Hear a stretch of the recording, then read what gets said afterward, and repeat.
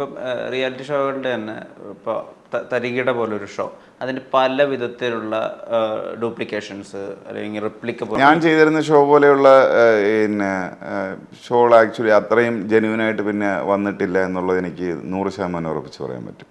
ഇപ്പോൾ കാണുന്ന ഇപ്പോൾ യൂട്യൂബിൽ ഉൾപ്പെടെ അങ്ങനത്തെ പ്രാങ്ക് ഷോകൾ കാണുന്നത്, നമുക്ക് പ്രാങ്ക് ഷോ കാണുമ്പം പ്രാങ്ക് ഷോസിനകത്ത് നമുക്ക് ഭയങ്കര ഈസി ആയിട്ട് മനസ്സിലാവും. കാരണം മനുഷ്യരുടെ നാച്ചുറൽ റിയാക്ഷൻ എന്ന് പറയുന്നത് നമുക്ക് കണ്ടാൽ മനസ്സിലാകും.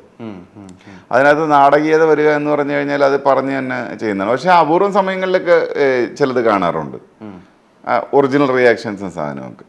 അപ്പോൾ പക്ഷേ ഞാൻ എൻ്റെ നിരന്തരമായ ഇൻ്റർവ്യൂകളിൽ ഞാൻ പിന്നെ എന്നോട് ചോദിക്കപ്പെടുകയും തിരിച്ച് പറയുകയും ചെയ്യുന്ന ഒരു കാര്യമാണ്, തമാശ എന്ന് പറയുന്നതിൻ്റെ പരിധി എവിടം വരെയാണ് എന്നുള്ളത്.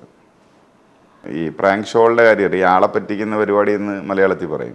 ആളുകൾ പറ്റിക്കപ്പെടുന്നത് കാണുമ്പോൾ ഉണ്ടാകുന്ന ഒരു സുഖം, ഒരു രസം എന്നുള്ള, അതിൽ തമാശയുടെ ലെവൽ എവിടം വരെ കൊണ്ടുപോകാം എന്നുള്ളത് ചർച്ച ചെയ്യപ്പെടേണ്ട ഒരു ഏരിയയാണ്.